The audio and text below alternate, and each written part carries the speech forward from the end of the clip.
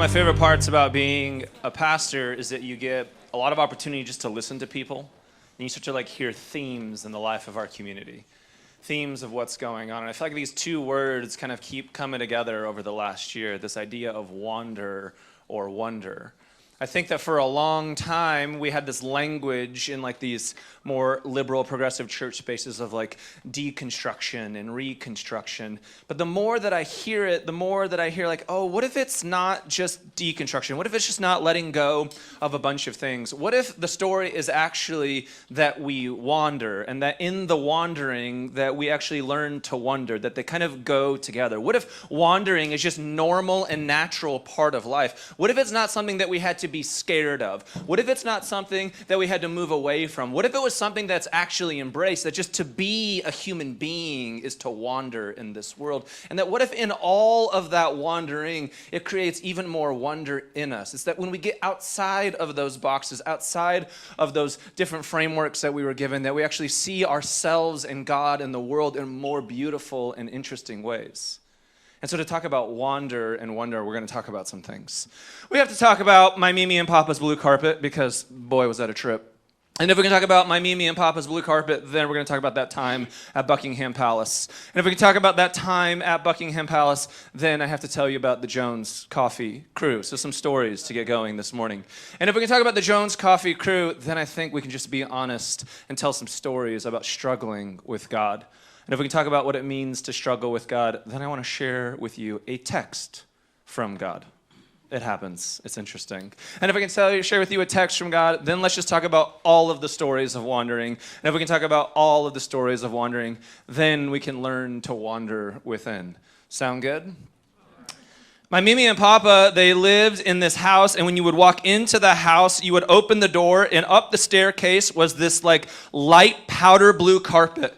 And this light powder blue carpet was everywhere. If you were to walk into the house and you were to go left, there was a dining room. And in the dining room, there was light powder blue carpet that was never allowed to be walked on. I mean, never allowed to be walked on. There was the 10 commandments, and then there was the 11th commandment. Thou shalt not walk on the powder blue carpet in Mimi and Papa's dining room. There was a white couch that was in that living room, and it was covered in plastic, as one does. And as a kid, there was everything about this room that made you want to wander in there. It was calling your name, but it was vacuumed so perfectly that if you put your little footsteps in it, they would know. And there was just something about that experience that was the same experience that I felt like I had in life, really around my family and around religion, that there was confines here that didn't make sense. There was parameters that we were putting up that actually don't work. They were just made up and put in place because somebody wanted them that way. But what if this wasn't actually the rules of the universe? And there was always something within me that felt limited. Or I want to push outside of these boundaries. I want to walk all over that carpet. It's a dining room. You're meant to sit in there. There's a literal couch. Why have a couch if you cannot sit on it? And I felt the same way about God. I felt the same way about my life. What if God is meant to be enjoyed in different ways? What if God's not just putting these rigorous boundaries and limitations on us? What if God wants us to thrive? What if God's trying to open the whole thing up, not close the whole thing down? And there's just something innate within us, I think as children, where we long to wander. We long to adventure. We long to push outside of the confines and the boundaries that we're given. My family, we went to London a couple spring breaks ago, and we started off at Princess Diana's Park, if you've ever been to London. And it's this beautiful, enchanted, magical park that just represents the energy of Princess Diana and her love for children. And there's a pirate ship there, and just the energy of the place is so incredibly beautiful. And my kids, we just spent a half a day in a park, and they're running around, absorbing and soaking in. There's people from all over the world in this park soaking it up. And then after that, we had this tour at Buckingham Palace. And we go to Buckingham Palace, and I noticed that as my daughter is walking, sand keeps leaking out of her pants all over Buckingham Palace. And I'm thinking to myself, what's going on here? And then I noticed that my daughter's pants look extra puffy, right? There's something going on. And I go to her and I said, what are you doing? She's like, what do you mean? I'm like, do you have sand in your pocket? And she gives me that look. Yes. I'm like, why? She's like, I just love that park so much. And she just pulls it out, and there's just sand falling all over Buckingham Palace. And then there's like that part of you as a parent where you look back at the story later and you wish you would have done it differently.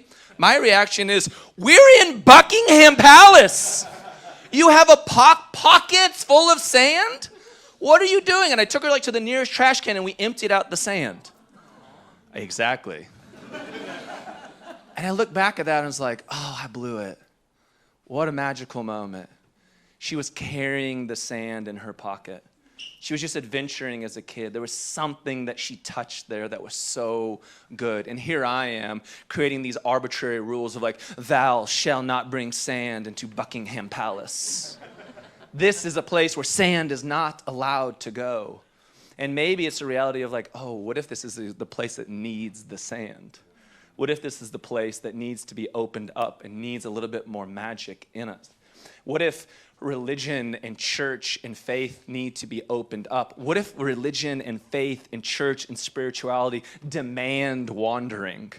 What if we are built for wandering? What if it's when we get a little bit messy and sandy and we spill that sand around the world? That's the magic of what it means to be human. What if we've been told a story the whole time that's about something's wrong with you and you're evil and you're not okay and God came to fix you? And what if it's not that story at all? What if it's a story about the fact that you've always been good, that you're beautiful, that God loves you, that yes, there are things like sin and hurt and pain and there's a reality in this world of just sometimes what it means to be human. And what if that is all just you learning the magic of adventure and wondering? And what if God knows that you just wander? And God's not mad at you every time you wander, but God understands that it's already built into your life. That seems a little bit more true to our human experience. And those are the things that I'm interested in. I remember becoming a young pastor, and I was at a church that was like pretty moderate, to be honest.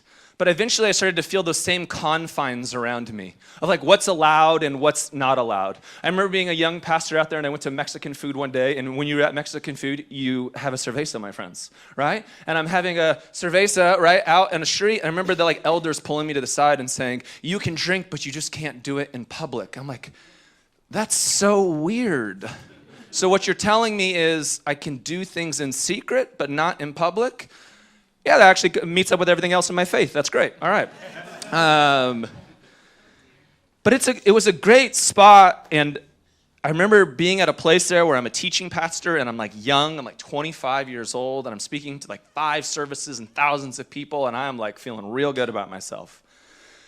But it was confined, and it was limited. And it wasn't that place. It's like there was something more in me that felt like, man, I'm like back in my Mimi and Papa's house, and I can't go in the living room.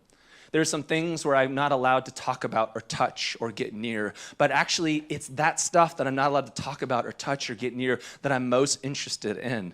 There's like a whole nother part of like being human over here where we need to get the living room and the dining room messy, and we need to eat there, and we need to live there. We need a little bit of sand to fall out of our pockets there because there's some magic that we're just missing in the room because we're so scared to walk over here. And that's what I want to do.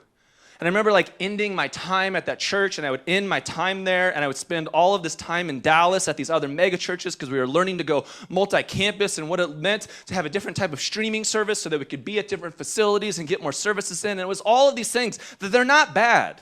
It just wasn't for me. And it wasn't the conversations that I want to be having. And I remember making that first step and starting New Abbey.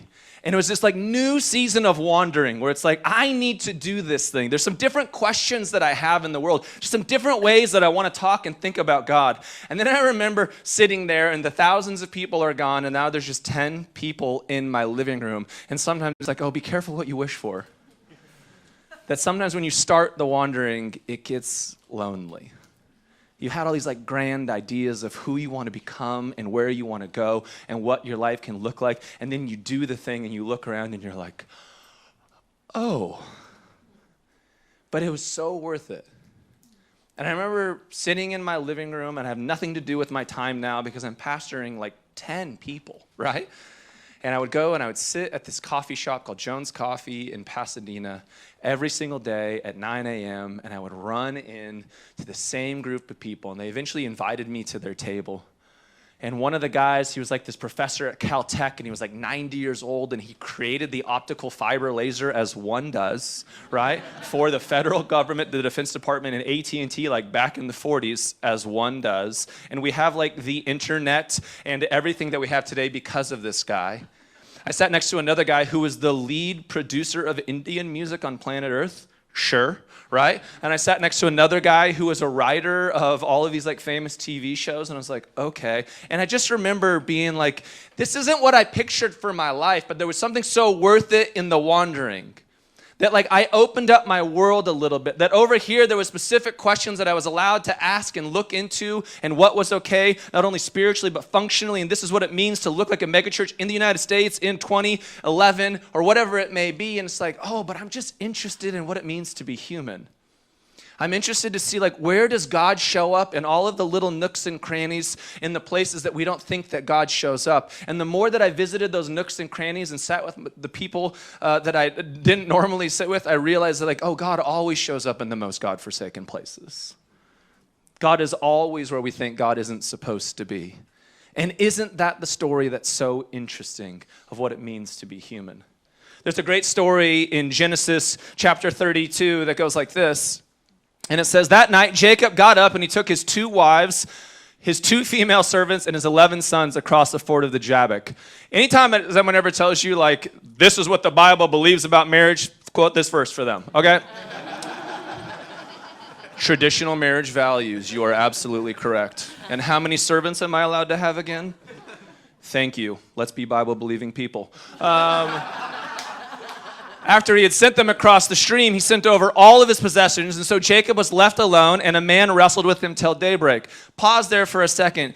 Just so you know what's going on in the story, there is Jacob, and then there is Esau, and they are the sons of Isaac, and Jacob is the younger brother. And you'll remember from a bunch of chapters ahead of this that Jacob, with the help of his mom, and this is like real TMZ stuff, right, stole Esau's birthright, which is like a big no-no in the world. And then once the birthright is given up, you can't give it back. So Jacob runs off to another land to find a wife. He's there for like 14 years, and eventually there's a time where he needs to go back to the land of his father, and he's scared to do that because he screwed over his brother, and he doesn't know what's going to happen there, and he's just been wandering.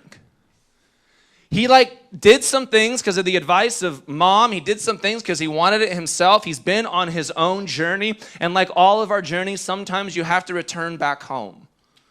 You have to go reconcile, deal with what you left back there.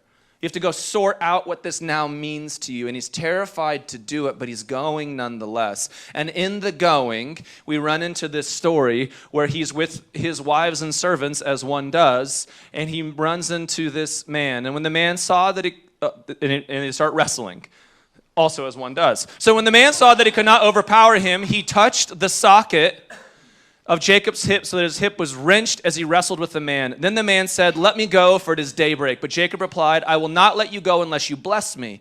And the man asked him, what is your name? Jacob, he answered. Then the man said, your name will no longer be Jacob, but Israel, because you have struggled with God and with humans, and you have overcome. That the word Israel literally means to struggle. The word Israel doesn't mean to have all of the answers theologically correct so that you can participate in orthodoxy. The word Israel doesn't mean you have everything figured out and you have certitude about what you know about God. It literally means to struggle.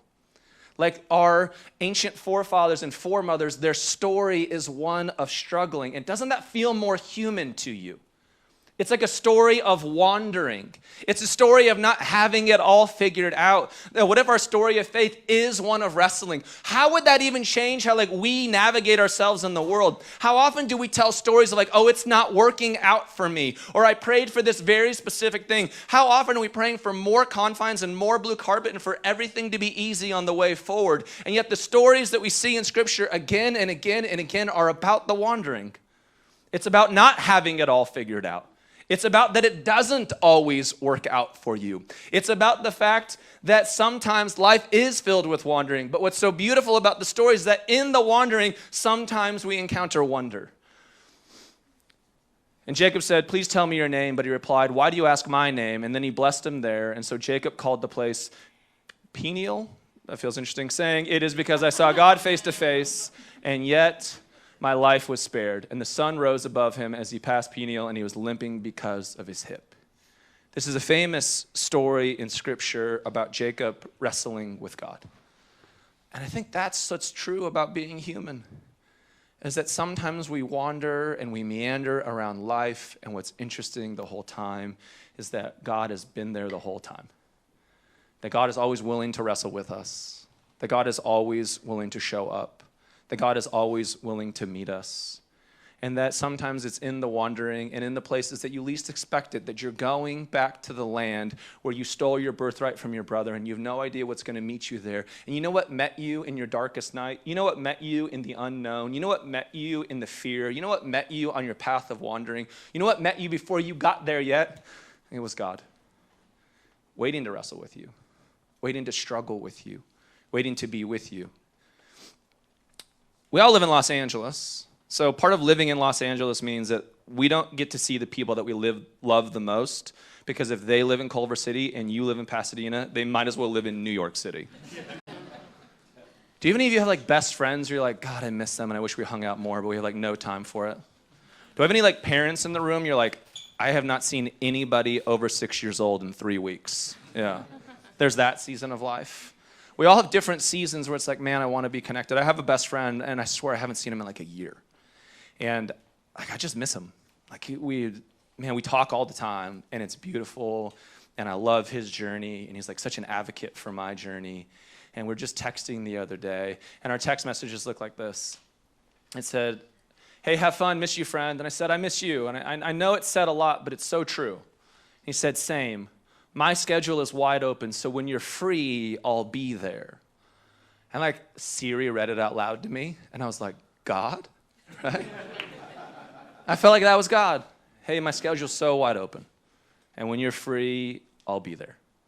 I know you're busy and wandering and figuring it out and creating and proving and doing all the things you have to do in the world, Cory. I know your kids' schedules are crazy and you're trying to keep up. Whatever your story may be, I think that we're wandering and life is so full. We're all hustling in a place called Los Angeles, just trying to make it at times. And I feel like this was a God-Jacob moment of my schedule's wide open. So when you're free, I'll be there. And I so believe this about the Scriptures. I believe it about our faith story. I believe this about our faith tradition, that God will be there. That it's not something we have to go like looking for. It's not something that we have to conjure up. It's just a God who's faithful and consistent at meeting us, and that God is always meeting us in the wandering. Here's a bunch of wandering stories that are in the Bible. The first is the Adam and Eve story, which most of us were told this story, that there's some people who lived in a magical garden thousands of years ago, 6,000 to be exact, and there was a magical talking snake, and because they listened to the magical talking snake and ate the magical fruit, then all of humanity was damned, and has no explanations for the dinosaurs or Neanderthals, by the way, but don't think too much about it, all right? But it's not a story about that.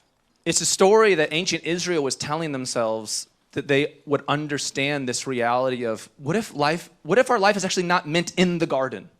What if we're always going to be outside of the garden? And there's a story that goes there that after they eat the fruit, that God shows up and God says these words, "Where are you?"